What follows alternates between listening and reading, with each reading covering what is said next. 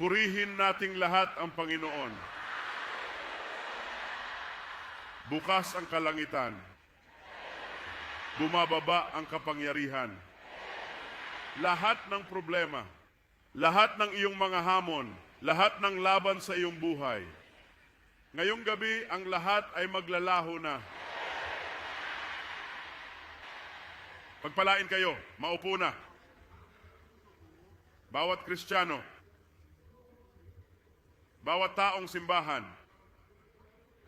bawat relihiyosong naniniwala sa Biblia, ay binabanggit ang pangalan ng ating Panginoong Hesus. Sasabihin ko sa inyo ngayon, bago umakyat si Kristo sa langit, binigyan tayo ng susi para pumasok sa kaharian at ang susi para gumawa ng kababalaghan sa kaharian. Ang susi ay ang pangalan ng Panginoong Hesukristo at sinabi niya, anuman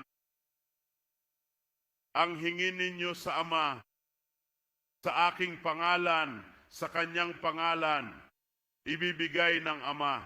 Ngayong gabi, magsasalita ako tungkol sa kapangyarihan sa pangalan ni Jesus. Kapag may pananampalataya ka, tiwala sa pangalan, ang kapangyarihan ng pananampalataya sa pangalan ni Jesus. May isang magandang kwento, isang aral na kwento, kwentong nakasulat tungkol sa pangalan at ang paraan kung paano gumana ang pangalan sa Gawa 3, sa paraang iyon, ang pangalan ay gagawa ng himala sa buhay mo. Sabi ko, gagawa ng himala ang pangalan sa buhay mo. Binabasa ko mula sa Gawa, Kabanata 3, talata 1. Ngayon sina Pedro at Juan ay magkasamang umakyat sa templo sa oras ng panalangin, ang oras ng gabi. Talata 2 ay nagsasabi, isang lalaking pilay mula pagkapanganak ay dinala, inilalagay sa pintuan ng templo na tinatawag na Maganda para humingi ng limos na pumapasok sa templo. Sa talata 3, nakita nila Pedro at Juan napapasok na sa templo, humingi ng limos. Sa talata 4, tumitig si Pedro sa kanya kasama si Juan at sinabi, tumingin sa amin. At ngayong gabi, sabi ng Panginoon, habang umaasa ka, habang tumitingin ka, habang nagnanais ka, habang humihingi ka, habang nagdedemanda ka, may dakilang mangyayari sa buhay mo. Ikaw ay makakakuha ng higit sa hinihingi mo. Humingi siya ng limos at ang kapangyarihan sa pangalan ni Kristo ay nagbigay sa kanya ng mga binti. Isang bagay na mas dakila, isang bagay na mas mataas, isang bagay na higit pa sa kanyang inaasahan.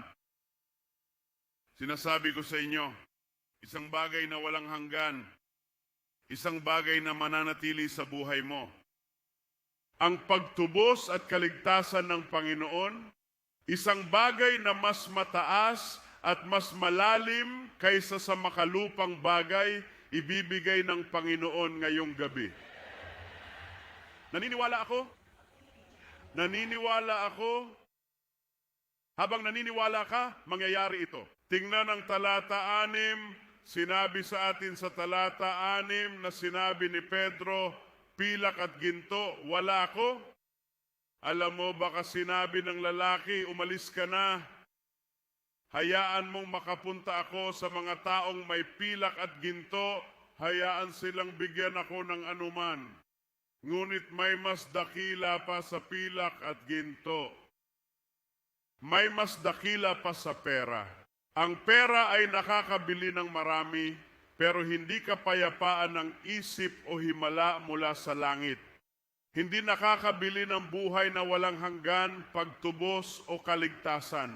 Pilak at ginto wala ako, ngunit kung ano ang mayroon ako, ibibigay ko sa iyo sa pangalan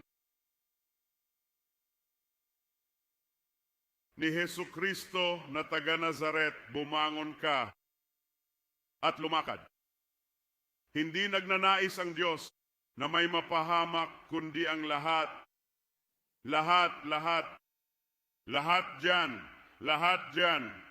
dyan, kundi ang lahat ay dapat dumating sa